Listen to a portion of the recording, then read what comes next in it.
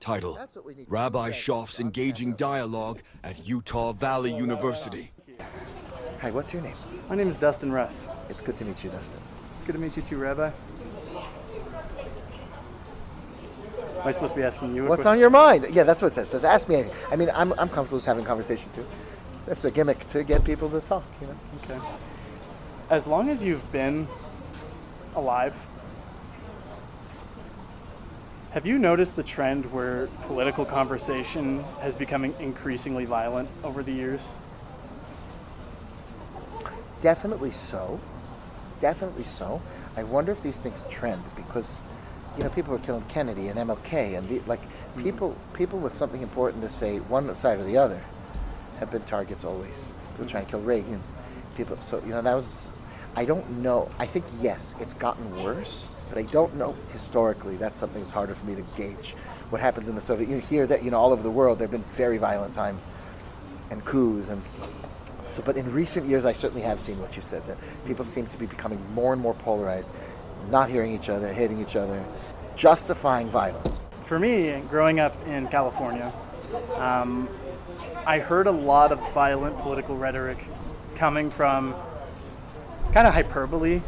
I mean, my family, like my parents are like centrist Republicans, but I've gone as far as to hear people make rude remarks about my parents and calling them Nazis due to our Christian faith, due to our fundamentalist beliefs in the, you know, Republic of the United States. And it usually devolves into this conversation where the word fascism gets thrown around. And as a Jewish person, your people have been forced to face the reality of fascism more than most people. I mean, to be honest with you. And so, with these comments mostly coming from the political left, labeling centrist Republicans as Nazis and fascists over Deplorables. Just deplorables, awful all of human these beings. things. You've noticed this trend as well, I'm sure. Do you feel like this was a contributing factor to what happened here on our campus? Without any doubt. The fact that people out there will publicly celebrate every one of those people, by the way, I want you to know, every single one of them is pro-Hamas.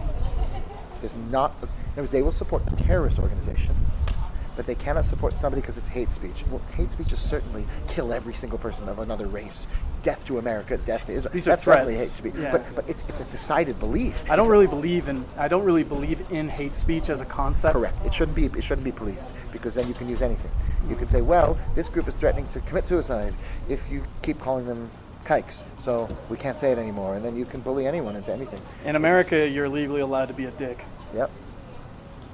So That's right. In America, you are legally allowed to be a jerk. That's right. yeah. So I would say just kind of continue on with that question. Yes, hate speech is going to be the way that they weaponize everything. So specifically the word fascism and Nazism, I personally, you know, my mom is partially Jewish. I'm not really Jewish whatsoever. What part can I ask you? She's like 5%. My mom's I last see. name is Mendelsohn. If you know who Moses Mendelssohn Sure, is, of I'm a course. direct descendant of Moses Mendelssohn. Are you from Felix, the composer? That's my uncle, or my great uncle. Or cousin, maybe? I'm from Abraham. My family moved to the United States during the Civil From War. Abraham Mendelssohn. Wow. My family moved to the United States a while ago. My, 5 times great grandfather, maybe 4 times. I don't get, genealogy, but my family fought in the Civil War for the Ohio Light Infantry, fighting for the North. A descendant of Moses Mendelssohn. Yeah, we ended up here, bro. I mean, I'm not Jewish whatsoever. I understand. But This is something for me. Because we were always told, Mendelssohn took a very liberal attitude towards many Jewish things, even though he himself was totally observant, and all of his grandchildren were Christian. So we were always taught that if you'll be the grandchild of Mendelssohn, they're going to be a Christian, they're not going to be a Jew anymore, and that is because he had a different orientation towards what. That's what I was always told. So it's cool to meet you. You seem delightful, and well thought out, and I'm just a guy. Christians are good people too, Yeah, my definition of morality makes Christians kind of at the peak there, but I don't know. I've been seeing a lot of struggles around the world since I grew up. Growing up, the war on terror plagued everything in my life. I have family friends who died in Iraq. I I've been kind of in the background. I'm the youngest child in a large family. I'm LDS. How many in your family? We have 6 kids in our family. 6 kids. I'm blessed with 7 children. So Oh, that's good. Happy for you. yeah, But it's a lot of fun. growing up in this country, I've seen just violence. And it's not violence that I see every day on the streets. It's violence that I see in the media. I mean, my country has invaded illegally many countries around the Middle East in the search of weapons of mass destruction that, is something that Mossad pushes on my country. More on that later, but I just... You're a rabbi. Your entire existence is to teach the Word of God and to help people in their lives. What words would you share for Gen Z, our generation, that have been coming out of war, and we're transitioning from seeing the violence perpetuated by our military on the world, transition from violence between citizens in the country? Do you think this trend is normal? Will it get worse? It's a very, very difficult thing to try to solve from an armchair, from a chair over here. I really, really think that we need to reintroduce thinking for ourselves. We need to there can be nothing off limits. If the minute somebody asks you a tough question, you shut down and you resort to, but that's hateful, but that's wrong. No, a person should be able to look at another person and say, wait a minute, why is your religion true or not true? And you should relish that question. And if the answer is, I'm choosing to have faith and I don't have the answer for you, I can have deep respect for such a person. Mm-hmm. That's what I think is the right thing to do, to have faith. Okay, I can respect you, but no, I don't have the answer, and not, it's hateful. And the same thing is true when it's about any subject in the world. The person can tell me, I was a man, but I was born in a woman's body, and if you don't believe it, so then you're hateful. So it's like, but do I get to ask? I mean, 10 years ago, no one believed this. So can you just explain it to me? It's like, no. And if you ask me to explain it, ask anyone to explain it, and you're hateful, that's a problem. Now, you might be right. You might be wrong. We got to talk. We got to hear. And I think that's missing. And hate speech, the basis of this country is that the best ideas will win. They will win. And therefore, you got to trust human beings enough to know they're in the image of God. They're thoughtful people. They're seeking people. Wicked people will be wicked no matter what. Mm-hmm. But you can reach people with ideas, and therefore freedom of speech. I'm with you on this one, and I think it needs to be hit again. We need to teach our children to hear uncomfortable ideas. We need to be able to listen to them. And I'm not sure if somebody has been poisoned so badly. The example I'll give is if you have like a pot and you left some nasty stuff in it for a year, and it got all rotten and congealed and moldy, and now you scrubbed it out a little water, right, 5 minutes, and now you cook pasta and it's gross, and you put cooked steak and you're like, everything tastes horrible. Like, yeah, your pot, there's something wrong here.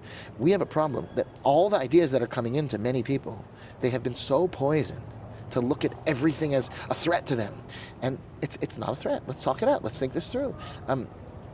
Maybe I'm right, maybe I'm wrong. Mm-hmm. And without that, hate speech is the biggest disaster to happen to our country. It's the biggest disaster. I actually agree with basically everything you just said. I don't know if there's anything I would disagree with. It's the path forward. We got to keep talking. The path forward that I've been talking with a lot of friends is my entire life, as I told you, I've heard political rhetoric turned into violence against the right wing. I've also heard political rhetoric on the right turn into violence against the left wing. I mean, that's why those 2 senators were murdered in Minnesota. I mean, we're entering unexplored territory for my generation and for this entire country. The whole point of the country was this shouldn't happen. Mm-hmm. And it won't happen if we keep the Constitution, but if we start legislating hate speech, and hate means making someone feel bad. Mm-hmm. I personally believe that what we're looking at is only a symptom from a cause, and the cause is the death of human understanding. I will preface this by saying I am right-wing, and I am pro-Palestine. I am not pro-Hamas. Terrorists are probably some of the only people on the planet. What does it mean, pro-Palestine? Can you explain what that word means? I believe that there should be an independent state of Palestine. Would I be allowed to live there? I mean, or is it Judenreich? I would want you to be able to live there. Because you know that... I want Israel to be on its own, and Gaza I want was Palestine. given back in 2005. Unilaterally, the Israelis withdrew, and every Israeli living there wasn't offered an opportunity to start paying taxes or live there. They were told, if you're here tomorrow, you're dead. The term that Hitler made up for that is Judenrein, pure of Jews. If there will be a 2-state solution, do you support one, having Arabs on the Supreme Court and the Knesset and with equal rights, and another one, having only Arabs and no kikes allowed. I ask you to stop using slurs. Well, I'm Jewish. Yeah, I understand. It's just not appropriate for the school. But I, Okay. what I would say with returns to that, I'm going to preface this by saying I'm just some random bruh that got pulled over here, and I wanted to talk to you because you were extremely friendly, and I've been listening to you because I've been standing right over there, and you've been saying a lot of really good things, and I appreciate your presence here on campus. Thank you for saying that. I'm not necessarily, actually I am 100% not a Zionist. Zion to me as a member of the Church of Jesus Christ of Latter-day Saints is the church, and wherever the church is. Okay. And we can have Zion anywhere. It can doesn't have respect to necessarily be in the Holy Lands. What I can see, and I know that you're going to fundamentally disagree with me on all this, so I hope this is okay for me to even say, but like... There's nothing that we should not be able to say to each other. I agree. Okay. I appreciate that. With love and with respect and with admiration. I really feel that way. I have lived in Albania and Kosovo, two, at the time, majority Muslim countries. I have seen Islamic radicalism. I've been threatened by Islamic radicals in my life. I've seen terrorism committed by Islamic radicals here in the United States. But having lived over there and being submersed in those cultures, yes, there is an element of tribalism that exists in every single religion. I mean, it exists in mine, it exists in yours. The fundamental issue I take with Israel is, for one, the Nakba, which is the founding of the country of Israel, was founded on a war perpetuated against a people who were already occupied by the British, already occupied by the Ottomans, sought self-determination, and had it denied to them in a lot of ways by this new fledgling state of Israel that was, given permission to come forth by the Balfour Declaration. Would it have been Palestine? If Israel wouldn't have opened up, it would have been Palestine? So Israel didn't exist before and Egypt? 1948. Right, it would be Jordan and Egypt, right? Yeah, There would be no Palestine now. The thing is, there has always been imperialism in the world. There has always been countries that rule over regions. Palestine's going to be a brand new thing. Palestine. So I'm all for it. Let's just switch the name of Israel to Palestine. Okay, so both Israel and Palestine are both new concepts. No, because Israel, existed, Judea, until the Jews were forcibly removed. And Canaan existed before that, and that's the ancestors of the That's Palestinians. True. So I don't know if that's true. These two nation states, both are new. They're both at war with one another. And I feel like the overwhelming majority of Americans are taking notice of this issue now because of the massive death toll on the side of the Palestinians. I don't care what justification there could be. The fact that there's upwards of 500,000 people already dead on the Palestinian side, mostly How do civilians. we know those numbers? We got to trust what Hamas is saying? Not Hamas. It's Hamas. What the UN's saying. UN is taking Hamas spokespeople's numbers. Okay, so you're declaring that No, all of I'm the saying UN that is somehow just pro The this United random Nations terrorist is group? just taking Hamas's numbers. They're saying that that's where their numbers are from. Well, They're saying that. The American Red Cross has never seen the hostages. The International Red Cross, has not seen the hostages. They're not doing their job, the UN. They're not doing their job. Well, I don't know how accurate that would be. They've never seen the hostages. The Red Cross did also claim that only 275,000 people died in the Holocaust, so I don't know if those numbers are ever going to be accurate from that organization, because, the number we're given is 6 million people. And, numbers are politically used to inflate one side over the other. And the thing is, of course, Israel has it in their best interest to try to downplay the death toll on one side and try to upplay the death toll on their side. That's fair. And, as much as we I think we could go in circles for a while, because you've made a number of points, and obviously, like you said, I'm probably going to disagree with a lot of them.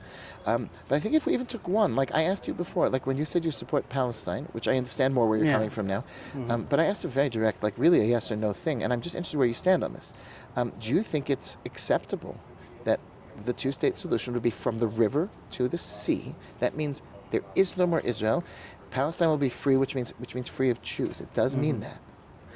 That's what they will all say. They will tell you it's an insult to Allah. I know that's what that rhetoric means. I don't parrot that rhetoric. Okay, but so I'm asking, do you support that? I do not support ethnic cleansing of any kind. Good. I think that's Neither do I. That should not be a contradictory or a inherently wrong It should opinion. be spoken up immediately, because you are one of the only people I've ever met ever met who said that they support Palestine and a two-state solution, but then would think that that two-state solution should include Jews living in the newly formed Palestine, if they would like to. I don't think any Jews want to live in Palestine. I would want to. You would want to? Those who lived in Gush Katif, I was there in the Gaza Strip in 2005 before I was there. I spent a Shabbos, a weekend, so I'm 41, so I was a little older. In Gush Katif, it was an area there where they had amazing laboratory, producing all kinds of interesting, hydroponic vegetables and things, these amazing greenhouses. And every single one of them petitioned the world to say, we are willing to be citizens of this country. We'll get new driver's license. We'll do everything. We just want to stay, pay our taxes, and be citizens and stay in our homes. And it was dismissed out of hand. It was an absurdity. It was like, what are you, right-wing settlers? You're crazy because you just believe because of the Bible. Like, no, this is our home. We raise our children here. We love it here. And we'll pay taxes. We'll be good neighbors. We've never committed a violent crime. No one here has ever been accused of a violent crime. Like, that's what they were claiming. That's unforgivable. It's just an unforgivable thing. For us to keep saying, yeah, but you did this in 1948. Yeah, but you did this before that in 1929. There's a massacre in Hebron. I'm sure you know about the Hebron massacre in 1929, in August. And we're going to keep going back in history forever and ever and ever. Right now there's a country. How do we make this a democracy where everyone's welcome? How do we make sure that the people that are surrounding us on all sides, who call for our destruction, who Iran is sending them weapons, and this against, how do we make this work? And the answer is, you know what, you're going to come in, you're going to take hostages. The minute you surrender, we send you food, we do everything for you. Until then, we're at war with you. And it's not my job to feed you, and it's not my job.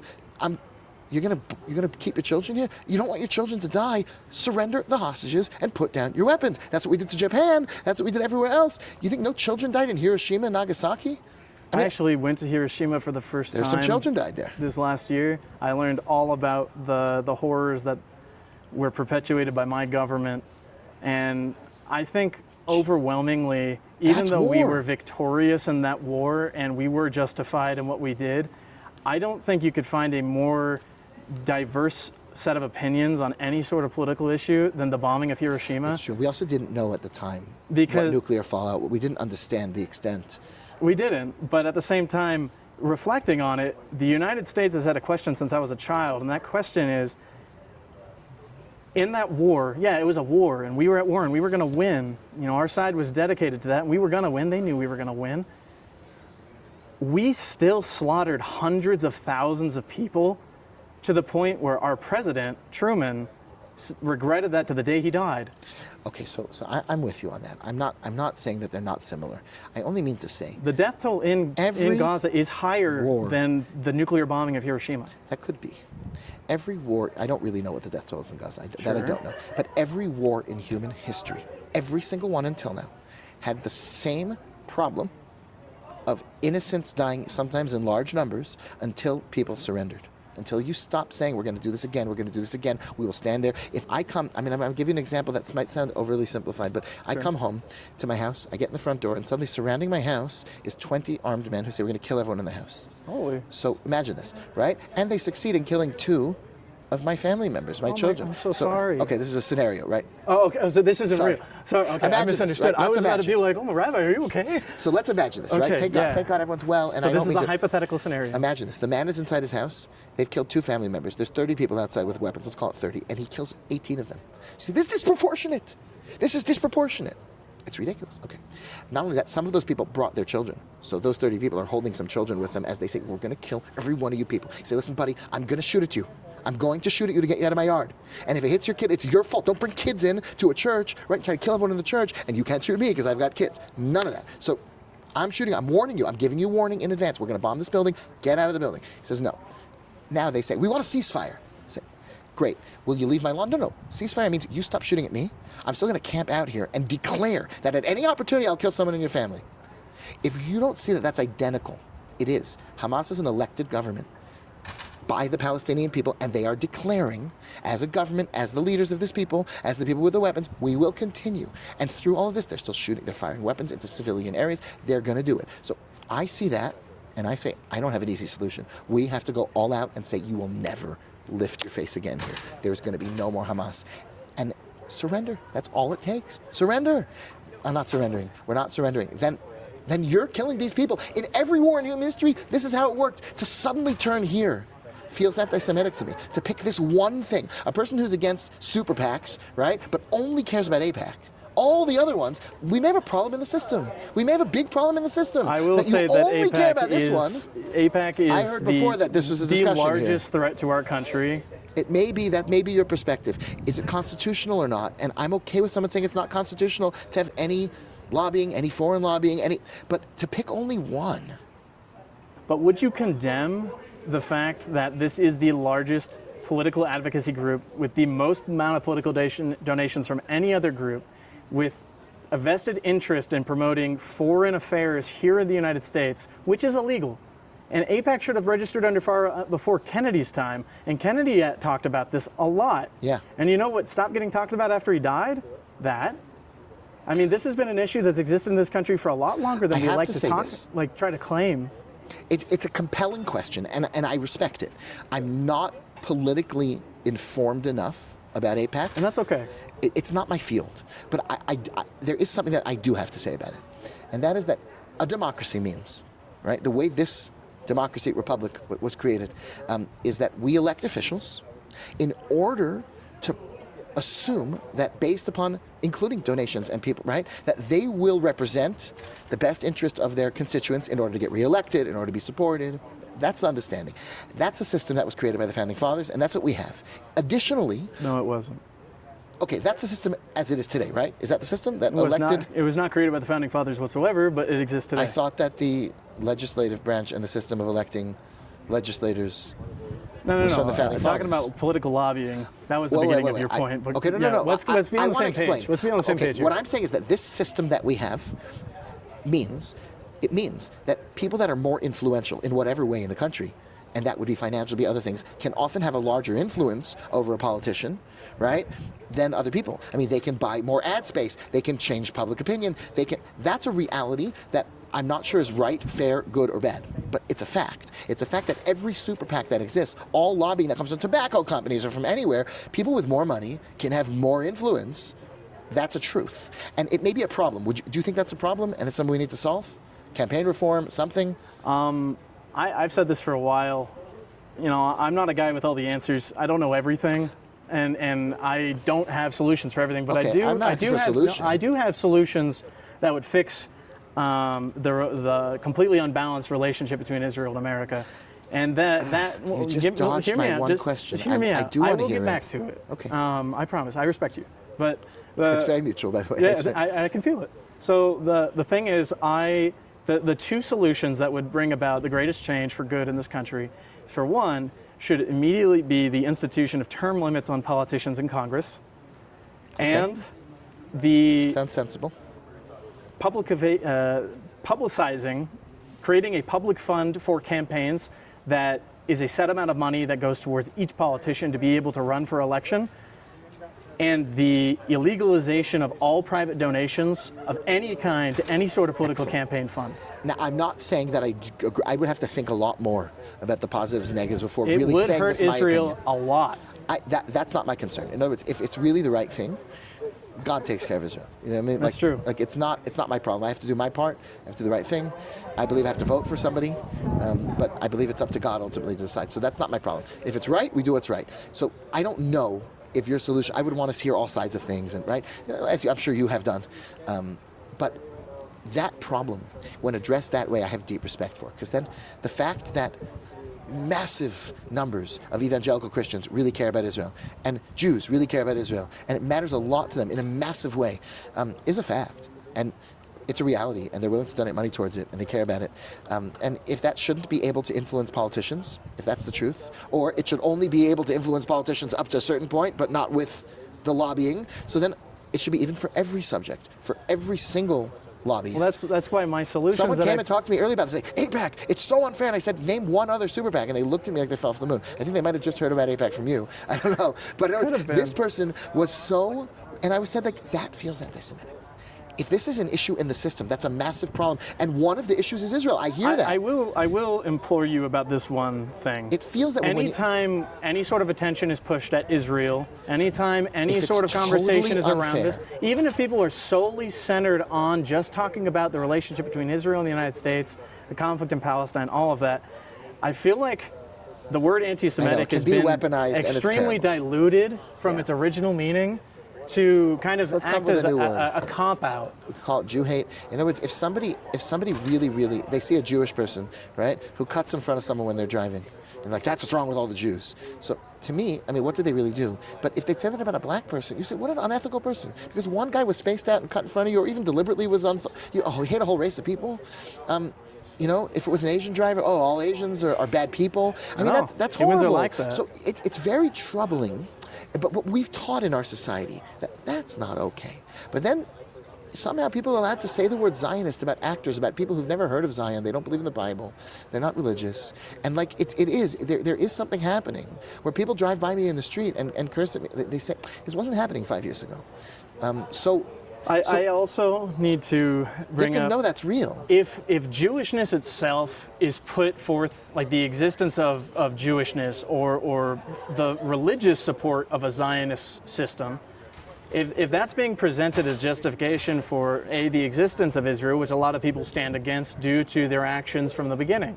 A lot of people have the same qualms about the U.S. and other countries, but this is just super recent. And so, you know, if Jewishness, the whole Jewish identity, is being used as a defense, and anti-Semitism is being used as the defense against any sort of critique of what Israel's doing, that's not then what I said. You're going to be doing, and that's not what I think it's you're very doing. distant from what I said. What I said is if there's I wanted to finish just really quick, apologize, but if Jewishness itself, the whole Jewish identity, is being put at risk when people question the state of Israel's actions, their illegal actions in the United States, their subterfuge, espionage here, all of those things, and Jewishness is the thing that's presented as the defense for that. That's terrible. Then what that's going to lead is you're painting a target on the back of every Jew in America. And so Zionists are at part responsible for creating this climate. I know it's not all Jews who do this. It's a minority. But the thing is, I don't accept that. I don't accept that Charlie Kirk is responsible for his own shooting. I don't accept that a group of people are responsible for in other words, it would be similar. I feel like a person would hesitate a lot more to say that because in the African American community there's a certain amount of violent crime that doesn't exist in the Mormon community or something, that therefore they're responsible for people having hatred towards black people. I think we would very much hesitate to say something so outrageous. And I think that when it comes to these Zionists are doing this, so you have to see, they're partially responsible. No, there's no excuse to hate an entire race or entire religion. There's no excuse. It's a moral failing of the highest regard. I fundamentally at the deepest level agree with you. I believe, to say my favorite quote of all time, the worth of every soul is great in the eyes of God, including Palestinians, including Jews, including Christians, including everyone on the planet, atheists as well. We're all God's children. And I feel like the majority of the issue that people are taking with Israel, especially nowadays, and why the climate is becoming so increasingly hostile towards Israelis, is the fact that hundreds of thousands of people are being killed on the side of Palestine, and not a lot of people are dying on the side of Israel. It's the same reason why Americans took qualm with our war in Iraq, where we killed millions of people, or in our war in Afghanistan, where we killed millions of people, for wars that were unjustifiable. Like at their deepest level, they just weren't. Like, we have no reason to be over there dictating to sovereign nations what they get to do. And the thing is, Israel did, the Zionist movement was debating between picking the islands off the coast of Alaska or picking the island of Madagascar as their homeland. But a lot of them just wanted to settle on the Holy Land because the Holy Land's awesome and it's close to home for the culture. I get that. But there were people living there already. And the thing is, if people moved into my country, if I was a Native American, I would be very much opposed to the United States. I would be very much opposed to the United States. I mean, if I was raised in a family with good morals... Do you think that we should give back the I feel country? Do you think Native Americans are better off or worse off nowadays? That's a very important question. I think Native Americans are definitely worse off. I mean, if you've gone to their reservations, the fact that the federal government... Are most of them on reservations? Yeah, the federal government has a lot of jurisdiction over these reservations, where they can build wells, what they can do with the land. And so a lot of these people are living in abstract poverty. Can't most of them travel to wherever they want, live in Los Angeles, come to college here? I feel like you're lacking respect for the fact that this is their home. I understand. If this was my home, if Utah was my home, because I'm from California, but I'm originally from Germany, obviously. But like, if millions of people moved into my home and changed the culture to such an extent and started denying me human rights and the Nakba, I would hold that grudge. I would, and I don't like to be a vengeful person. I hope that God would clean that out of me over time. But I can sympathize only with the right of self-determination and defense of a homeland, because that's why the Taliban were fighting us. And that's what most of our armed service people will say, is they didn't want to be there. They didn't want to be hurting people that they don't know on the other side of the planet in the war on terror when they were the ones causing the terror. I mean, the Jewish people have endured, I don't know if you knew this, Jewish people have endured a lot, but that's a joke. But like, fundamentally, you have a traumatized people like the Jews, moving to their homeland, hoping to start it new.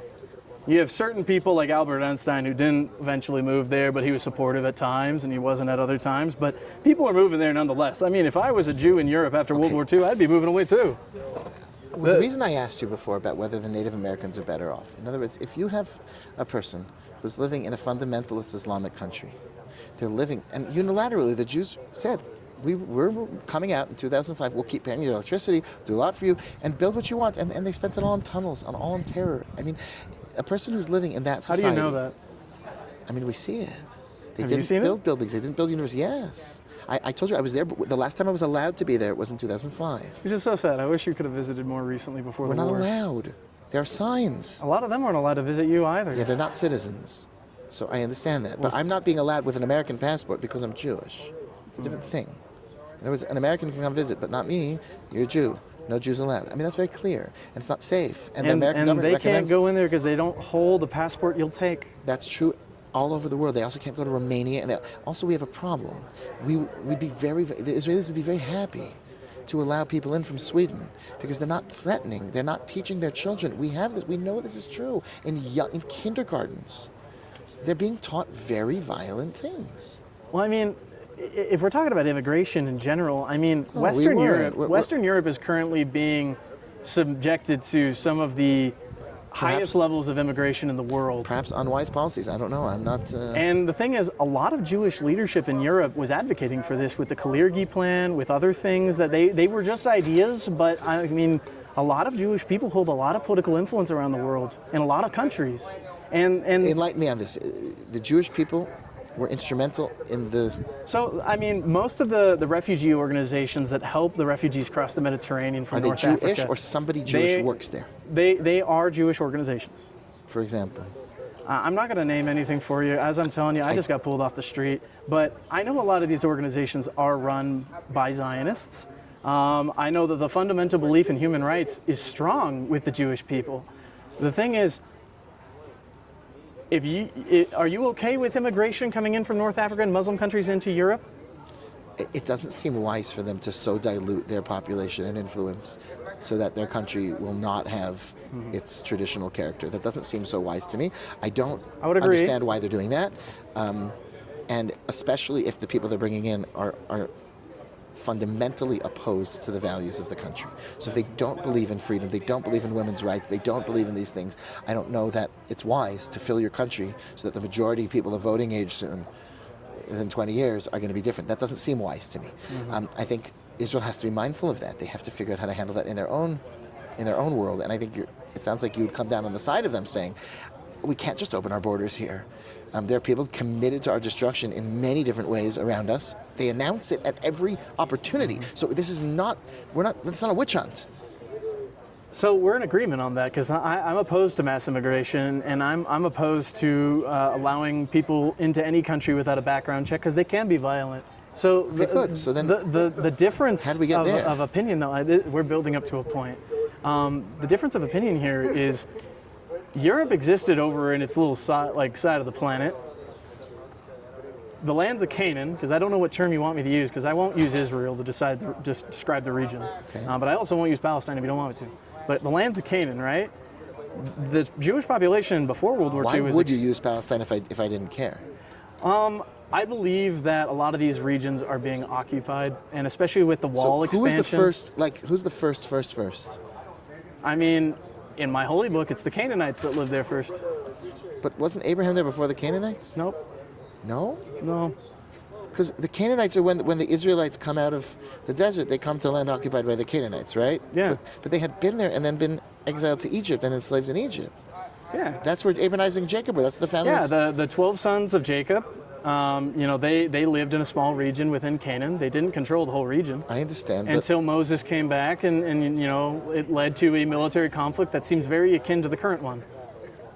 And so, I mean, what I'm saying here is mass immigration as a policy can lead to the dilution of culture and can lead to massive amounts of But why violence. did you use Palestine? I didn't get that And part. so the Palestinian people were living in this region before your people got there. No, the name Palestine was invented by the Romans to take the name Judea away. It's not a traditional term. I don't. You'd have to find me some concrete evidence to say it was Yeah. intentional for them to take away the name of the region to hurt the Jews in some way. I know Hadrian was a jerk. That guy did horrible things. He was a monster. I'm surprised that you're not aware of that.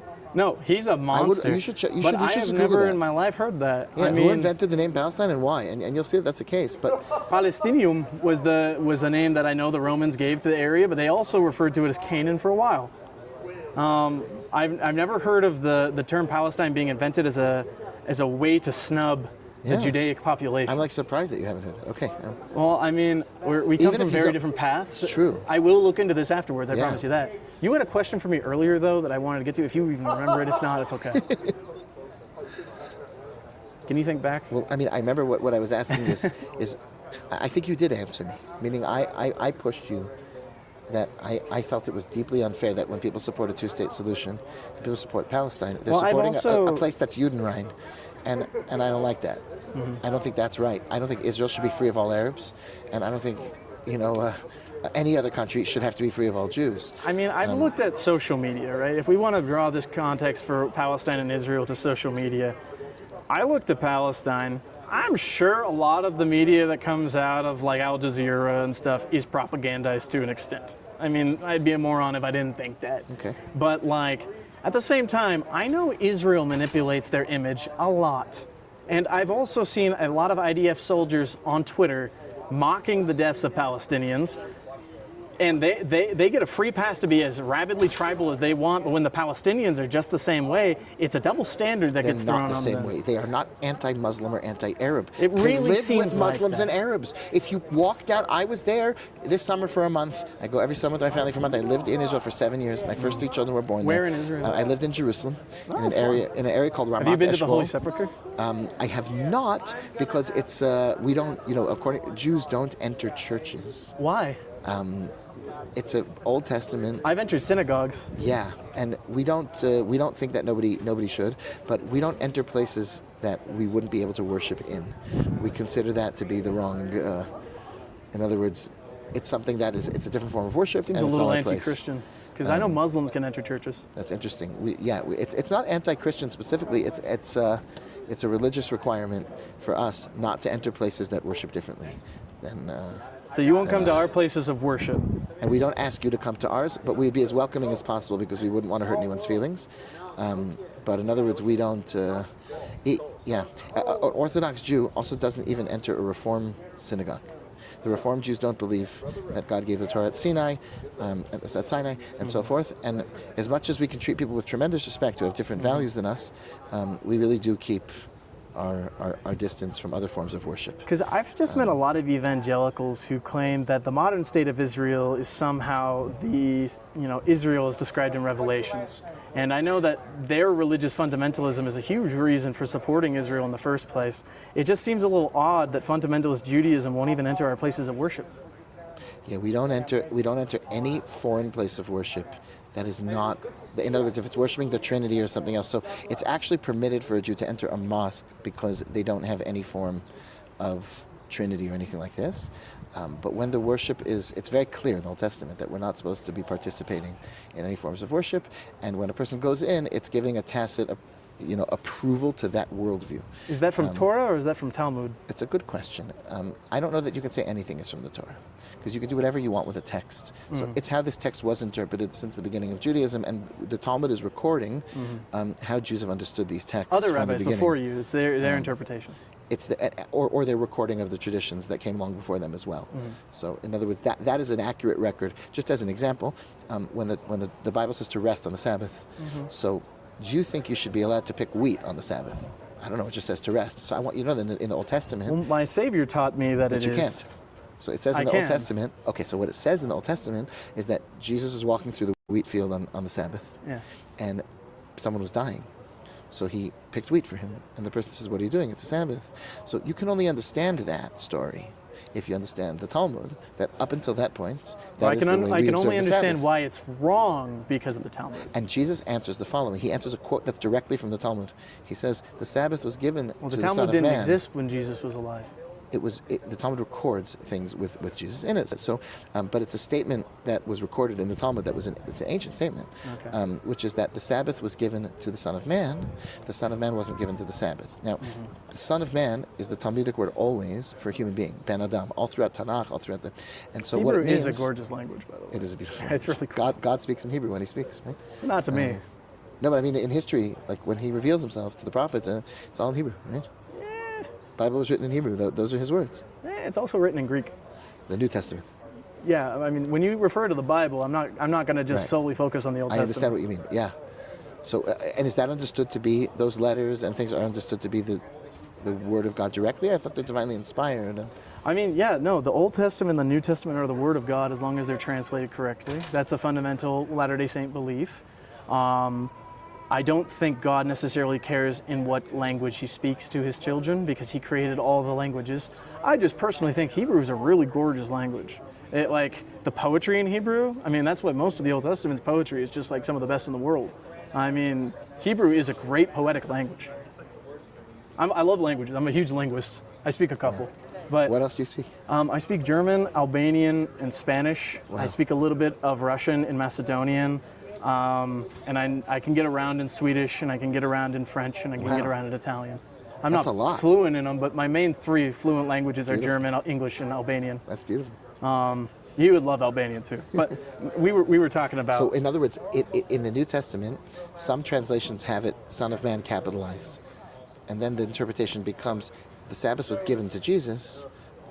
But in other words, that quote is from Tractate Yoma, page 85, where it says that. It's an ancient Jewish tradition, which we still say to this day, that the purpose of the Sabbath is to enhance the lives of humans. So you wouldn't sacrifice someone's life for the Sabbath. You would sacrifice the Sabbath for human life. But the point is that the New Testament is an enormous support as a contemporary source with the Talmud, approximately. The Mishnah is from before, which is the basis of the Talmud, and it's very important to understand this. In other words, a person who's not, the only person today who would immediately understand not picking wheat on the Sabbath is an Orthodox Jew who's still keeping and studying the Talmud. So it's very important to put that into perspective, I think. I don't have a ton of experience with Orthodox Jews because growing up in San Diego, the religious community of Jews there is mostly Reformed. I've met several Hasidic Jews in New York, and they really didn't want to talk to me at first. They're kind of to themselves, but they're lovely people. I will say that, and they make some great sandwiches. But like, I thought it was a joke that Jewish people make amazing bagels, but I've never had a better bagel in my entire life. I think they invented the bagel. I think it's so good. Are there more people that are waiting, or? But I just got to say, when it comes to, if I could explain my worldview to you, sure. I have seen human suffering my entire life. I've seen my country be responsible for it, and I've seen a country that boomers for some reason claim is our greatest ally without a lot of justification or any whatsoever, committing violence and causing human suffering en masse. It's something that doesn't sit well with anyone in my generation. That's why both people on the right and the left are turning their support away from Israel. I support a free people of Palestine. I believe in, as Woodrow Wilson put it, I believe in national self-determination. So what happens from 2005 until October 7th? I can't justify any terrorist actions, and I won't. Why didn't they build, with all the assistance of the world, they were given this land, Israel 100% unilaterally withdrew, except they continue paying their electric bills and other things. After they started the 6-Day War. 6-Day War? Yeah, Israel was responsible for starting that. Okay, that's not what I understand, but that's many years before that. We're talking about 2005. We say, what do you want? World, what do you want? They say, Present "We me want the you to information give." you want me to think about, and then I'll In respond. the year 2005, the Israelis were told, long after the Six-Day War, right? Okay. Long after 1967, 1972, like this is not what's happening. What's happening now is almost 50 years after the Six-Day War, 40 years, the Jewish state of Israel totally withdraws from Gaza and says, this is yours, you can build a government, do whatever you want, we're leaving. And what they then had for the next bunch of years, until 2023, was incessant bombings. They have to build an Iron Dome. Incessantly, constantly attacked. They never succeeded in building anything much of that society. They spent all enormous chunks of the money they were getting on weapons and weapons infrastructure and building tunnels and all kinds of other things. That's what happened. It's very expensive to do that stuff. They had the support of other foreign governments and Iran and other... that's what happened. They were given... We saw this happen. They were given an opportunity. Build your own government. And what they elected is Hamas. What they elected is hatred and wickedness and cruelty and people who celebrate with GoPros on while they're raping little children and killing them. Can I interject? Sure. So yeah, Hamas, terrible. But they elected These them. people suck. But like... So I can't support I read an self-determination. article, I wrote a paper on the Palestine-Israel conflict last semester. It was a wonderful paper. It gave me the opportunity to look into it. It was a topic I was interested in. But I read an article from the Japan Times, and it's the only news outlet that still has this article up for some reason. But I read this article by the Japan Times that made the claim that Israel, using funds from the IDF, trained Hamas before they ever came to power. Just like the United States trained the Mujahideen, they became Al-Qaeda, Hamas was trained by Israel to overthrow the government of Palestine, which it then successfully did, and then, your chained dog got loose. It really seems to me like there's a lot of suspicious information. Let's say that was true. Let's say it was true. Okay. I don't accept it because I don't just accept anything, but I've heard people say such things before. That's a good point of view. No, in other words, like I'd have to really do my own homework. So if you are and- accepting this is true, how would you respond to Right. that? In other words, if you have two people that are fighting and one of them really wants to kill you, one of them's really after you, the Islamic Jihad, and Well, Hamas that's is their Hamas. enemy. No, in other words, you had another group, right? The Democratic Authority of Palestine, which was making waves in the UN in the 80s. You have Fatah, right? And Fatah was aligned, right? They're fighting with Hamas and they're jihadist groups. And so, in theory, if a government is going to come in and say, listen, the more that I can keep these people fighting each other, the more I can protect my citizens. So, I could hear that as a strategy. I think it always backfires, but the Americans seem to have created the Taliban, right? And so many other things like this, where we're fighting the Russians, so we need the Taliban to balance things out. And listen, I'm not saying it's a great idea, but let's say a previous government did make that decision. So now, am I doomed for the rest of us to say, guys, please feel free. I have a wife, I have daughters. Guys, here's some people to rape. You should go after them. If they're in the supermarket, resistance at any cause, nothing I can do about it. Years ago, they made a bad choice in funding Hamas. So now... Hey, and I tell my children as they leave for school each day, by the way, if anybody kills you and then roasts your baby brother in front of you in an oven, it's resistance, so you don't get to be mad. I've heard similar stories from the Palestinian Okay, but we side. have this on GoPro. We have a nation of people, the Israeli people. If you meet them, they don't say that this is what we stand for. They deny that, and I don't teach this to my children. I have met Israeli individuals who are Maybe, rabidly but as a anti-Arab. nation, as the charter of Hamas, which they elected as government, right? We have again and again kindergartens that put on, shows of being a martyr and a big Barney-like animal coming out saying Dakar, which means stab, stab. And this is real. And you can look at MEMRI, memory, right? Memory TV. All they do is translate authentically actual things, real videos. They don't have any commentary. There's no anything. They're just showing you what's going on. So this is a fact. They put on GoPros and they came in and they did what they did. And they said, we'll do it again as many times as we can. And the people are celebrating in the streets when this happens, and they're seeing it. They're watching what's happening. So we can't deny that stuff. We can't. That's really what's happening. So now the question is, what are we supposed to do? We say, no, Jews actually also believe to kill. Okay, I mean, the burden of proof is going to become on you. It's not that all Jews believe we should kill all Muslims or something. But I've never met anyone who says that. I've met a lot of people who are Jewish that say that. Really? I'm not lying. Are you aware to of a synagogue where the rabbi has ever gotten up? Ever? I'm not going to name the synagogue because, is that I a have common friends that thing? attend that synagogue. Are there 10? Are there Because what? there are 10 mosques that I could pill up for you in a second. Oh, bro, right? no, I understand. Like, This is I'm a not coming from common that perspective. extremist theme. I don't support extremists at all. Okay, but that's very significant because the people surrounding the state of Israel are those extremists, and they don't ever miss an opportunity to say it and announce it that this is my set of beliefs. They don't miss an opportunity to say that. We stand for the destruction of these people. In Iran, I have a friend who grew up in Iran. In Iran, school starts every morning with death to America, death to Israel. Well, the Do you believe that, or- radical Islamic Shia group that controls the controlling Revolutionary all the Guard, education. that controls the entire country It's a under an real iron problem.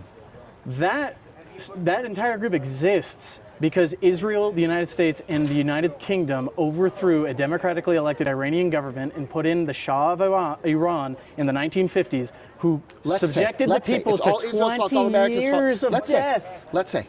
Why? And so, yeah, a radical group stout out because they said foreign powers So does are that taking mean what they're over doing is our good, country. right, wrong? No, I don't I don't know if that's what happened. extremists. But the thing is, well, we have to deal with reality. I keep hearing this narrative, and I don't want to say this derogatory because I do respect you. I have respect for you too. Say what you think.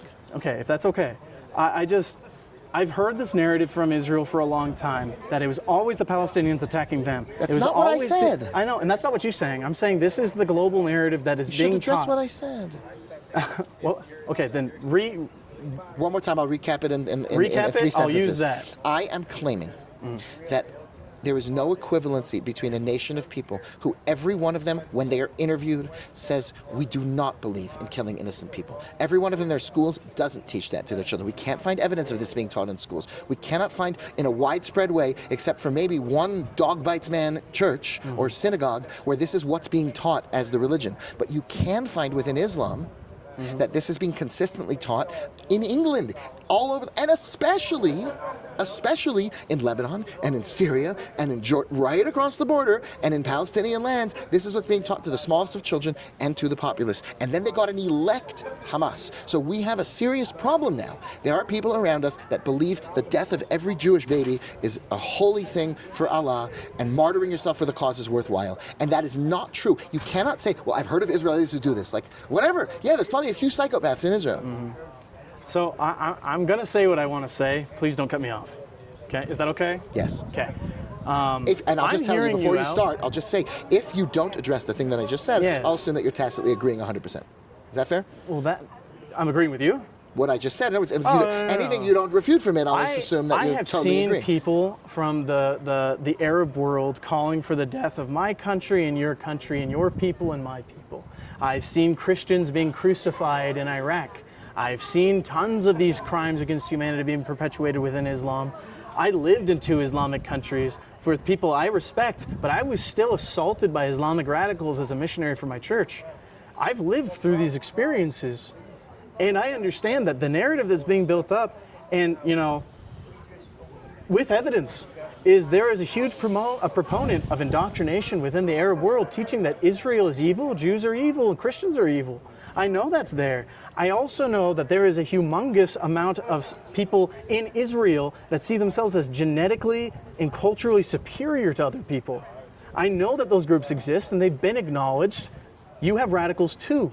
And the thing is, I consider a lot of the people who's in charge of the Israeli government to be massively radical Zionists as well, who believe that they're more equal than other people. They believe that they deserve more Does power. that belief include that they believe we should deliberately And I know a lot of commit people genocide for no cause? I Do have you think met that? from Israel that has told me that Arabs are dogs. So what I'm hearing is the problem is radicalism. The problem is Islamic radicalism and Judaic radicalism. And these two groups will never come together because one side believes all Jews should die and the other side says any Arab that fights back deserves to die. And so I know the narrative is Israel has attacked, or Palestine has attacked Israel every single time, but that's just not true. The conflict started in 1948 with the Nakba. And so I don't know why you don't go back to 29, like I said. I don't know why you don't keep going back. I know that there were massacres. There's been Christian massacres. I mean, Holodomor was the greatest genocide ever in history. You can always pick an arbitrary time in history and then say, because of this one action, the other side is perpetually wrong. No. I'm saying because of the Nakba. What does that have to do with anything? So are they always right in everything people, forever? No. Let's say, And that's not I what don't I'm have the saying. same narrative about the Nakba, but I'll accept for the purpose of debate that Israel may have, let's say we accept that they did something terrible then. Yeah, I just want to say. Why does that start the story? This is the human story. 1948. The Nakba led to the formation of Israel and the removal of 1 million Palestinians from the region that now is considered Israel. The Arab world invaded Israel because they wanted to quash its existence and take revenge. I understand that this is the way you present the story. I understand. Israel kicked their butts, and Israel then, stood there with their moral high horse as they could, because they were only defending themselves in that moment. But they attacked first, then they were attacked. Then they attacked first, then they were attacked. And to justify, the modern loss of life by saying, oh, but that side has attacked us a lot. Well, they can claim you attacked them a lot. And I can look at people in the Islamic world saying, because of XYZ event, just as you were saying, like pick and choosing tragedies, they say this side, the Jews, are wholly evil and deserve to die. And I know there are people in Israel, because I've seen their posts on Twitter, as much as the IDF and Mossad try to suppress it. They go on Twitter and they mock the deaths of children, and they talk about how many captives they have in their prisons. I don't believe there are more hostages that from Israel Palestine or Jews than are Israel. free of immoral people. I don't believe any group, no matter how wonderful, is perfect. The question is, who are the heroes of our group, and who are the fringe people? And radical, wacko people are not representative. They're not the ones. That's number one. Even if they're in your government? I don't believe they are. I don't say, well, see, Glenn Gvir, Smotrich. It's not true. Smotrich doesn't believe you got to kill babies. He doesn't believe that. A lot of babies have died. Yes.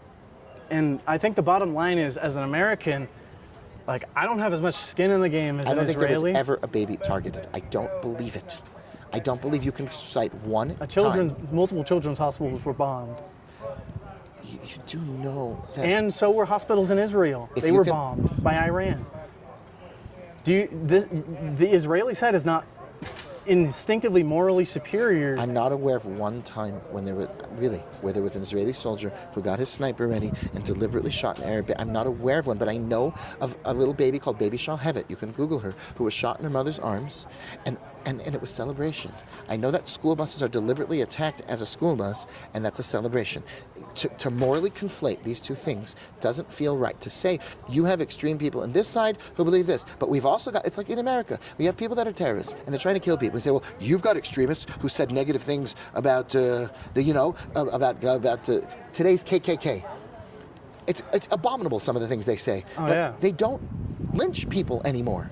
It's been many years. Well, they possibly might have been involved in a lynching in Mississippi literally yesterday. Listen, that would be horrible. But the idea that it's a group that would be similar to organized terrorist groups is still very different. Yes, their rhetoric is awful, but we do have to be able to find a balance of yes, I stepped on a lot of people's toes, but you are advocating deliberately for some of the most violent, horrible, racist things that ever existed. And action speaks so much louder than words. Excellent.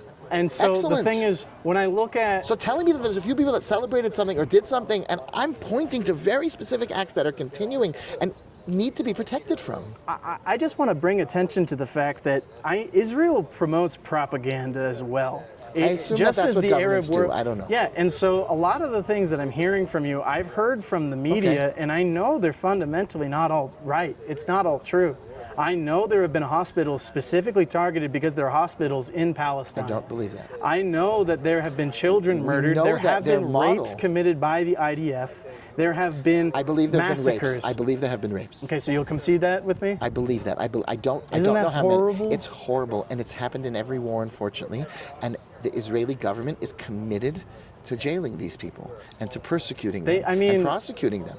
They have a society that doesn't accept this. The society doesn't accept. Nobody who I know living in Israel would hear that there was a rape and would say, it's just fine. I'm not aware of that. I forget the name, so lack of credibility, but I wrote in my paper. You agree with me? I'm Israeli. Oh, hey man. I left the United States too, just before the war, after the war. And there was a soldier who did, there was a group of 4 people who did something wrong to a Palestinian prisoner, but they jailed them. They jailed them in my city, which is Beersheba. This is real. This is not. I'm not saying they always get it right, and I have read books from Israeli IDF soldiers who say otherwise, who say that these people are protected. Interesting. I can send you the video. No, I believe you. I'm going to give you the benefit of the doubt. I believe you. I'm sure that they can't get away with all of them. From my perspective, and from what's your name? Nadav's perspective. Nice to meet you, Nadav. I would say it's without a doubt, and I know hundreds, thousands of people we know put together that are Israeli and that would all tell you, and they mean it, that like we don't support this, and we're not totally centrist. I'm a right wing politically in terms of Israel, and no, but in other words, the idea that like there may be radical people, anybody who supports rape in our world. It's unacceptable. Rapists should be killed. They should definitely be very severely punished. And what exactly carries death penalty and what not is like an excellent thing to consider. But listen, it's very, very basic that we cannot just conflate. We can't just conflate everything. And it feels a little bit, it's like, look, this is what's happening, but that's what's, if we put down our weapons, if the Israelis put down their weapons tomorrow and said, come in the borders, I believe that it would be a massacre. No, I mean, this but is if a war the other situation side, now. The other side put down their weapons, I don't believe anyone would be killed. We know they have habits, again and again, of building bases under Sinwar was under a children's hospital. And the IDF have habits of building bases next to humanitarian aid camps. Then if that place gets bombed in an attempt, right, to attack your terrorist, right, doings, then I don't think that you have. It's obviously a well thought out scheme, isn't it? Are you aware though? I mean, a lot of this is well thought out. It's been planned for 100 years. No, but you understand that the Palestinians clearly, the Hamas are clearly putting it under the hospital, so that if they get attacked, they still win. I don't know if I can believe that they have just a massive tunnel system. Why would they put it under hospital and Oh, okay. I just don't know if there's a massive tunnel system. I have no evidence for it. Yeah, there's no evidence that could be proven. There's no way to prove it because you'll just say that it was. I believe that any person who doesn't want to believe it can say, listen, with AI you can make anything. With videos you can make anything. So he can have a friend who's in the tunnel right now sending us videos, and you'll just say, like, who says that's real? Maybe well, the Israeli media claims when hospitals are bombed in Palestine, they say it's because Hamas is in the building, they're under the building. Right. You know, the BBC went in there. They went into the hospital. They found absolutely nothing. They were taken out of the building. They were brought back in, and suddenly there's AK-47s all over the place. I would be an absolute idiot. Like, I'd be someone who believed 9/11 is exactly how they told us to us. You know, if I also believed that Israel is not setting up propaganda pieces for being able to, you know, promote pro-Zionism and anti-Palestinian rhetoric. And the thing is, you guys are both in a war. You guys are angry, and I get that. Not angry. Righteous anger is a thing. I'm really not angry. But the Israelis are angry. If somebody would come right now with a little Palestinian baby and put them on my lap, a 5-year-old, I would treat him kindly and I would love him. And well, you seem like a very kind man, Rabbi. That's my community. If you go into a high school of Jewish girls and you would just say, hey guys, can you watch this 3-year-old baby? I've been called. His name is Mustafa. When I used to go to the synagogue with my friends, you know, the first time the rabbi found out I wasn't Jewish, because I led with my name Mendelsohn because I wanted to get in the door. But the second he found out I wasn't Jewish, he labeled me a goyim. Called me a goy. A goy is not an insulting word. That's a slur. It's not. I know it is. It's not. And they call us that all the time, it's and I know. Not. A goy means a Gentile. And so the thing is, a goy means I know there are things that Israel isn't telling us. Goy does not. It's not a slur. It's used like a slur by the people that use it against me. Not by Orthodox Jews. If they said to you, "What is this goy doing here?" It's the same thing as saying, "What is this Gentile doing here?" So it could be that they were being rude and not welcoming, which is heartbreaking. And they call us goyim. Goyim is not an insult. It's plural for goy. So, I mean, I'm telling you, with all due respect, a Jewish person telling me that I haven't been wronged by being called a slur. I'm not saying that. I'm not saying that you haven't been mistreated. I'm telling you that word, because I will use that word. Please don't. No, it's in Tanakh. And it says God loves the goyim, and you'll be when you know, light unto the nations is or la goyim. That's what it means. That's the word. A light to the nations, when it's translated, is or la goyim. That word from the Torah through the Talmud and elsewhere is never a slur. It's not what we use as a slur. It's been used as a slur against me. I'm really sorry. And so I would discourage the use of that word. Actually, no, it's Tanakh. If you want to call us Gentiles, call us Gentiles. I wouldn't. I just need you to know that if you will hear me giving a share and say, what is a goy allowed to do? What is a Jew? What are the 7 mitzvahs for goyim? Right? That is how we talk when we're talking with the greatest of respect. Right? A righteous among the goyim, right, is someone that we would call Charlie Kirk. That's how we would talk. So I don't mean. Are you aware of Charlie Kirk? Before he died, he started speaking out against AIPAC. He started speaking out against the genocide in Gaza. I'm not familiar. I know that he had different views on things. I believe him to be an honest person. He was threatened by Bill Ackman and Benjamin Netanyahu. I did not know that. Okay, because this is circulating right now. It's just stuff that we're finding out. I don't know if any of this is true. I'm going to say this. There's a lot of conspiracy My fundamental stuff out belief there. about the Middle East, and specifically the Israeli people, is I want you guys to be safe, but I want the Palestinians to be safe too. And I know that they're not the ones hurting you anymore. They're diffused. End the war. Surrender. Surrender. But Just surrender. terror attack like a week ago in Jerusalem, 4 Jewish people got killed. Because you're killing hundreds of thousands of them. Because Just but surrender. it's That's what you do in war So, when you're losing. I think that- Surrender. Don't ask for a ceasefire, which means Just we should declare stop peace. firing. Just end the conflict. Say, we surrender. We're stopping. We're done. If White flag. Well, and I then we mean, feed your kids and we the do everything. Palestinian Authority was meeting in Qatar with Qatari officials, which is a neutral nation. They're And hiding out Israel there bombed the peace accords that were being held It is there. That doesn't show me a country that's willing to negotiate peace. That shows me a country that wants to keep going. in 2 years, these people have not, we don't want you to come with a proposal. We're not listening to proposals. Get off my lawn and stop trying to kill my kids or I'm shooting you. It's That's their it. lawn. No. Gaza's theirs. They're in Gaza. We're not asking them to leave Gaza. The much of the We're Israeli not asking them, government we is gave them trying. Gaza unilaterally, 2005. That happened. Benjamin Netanyahu has floated Disengagement, the idea. Hitnakut. We gave it to them. Benjamin Netanyahu has floated, and other ministers in the government right now, which is highly unpopular among Israelis.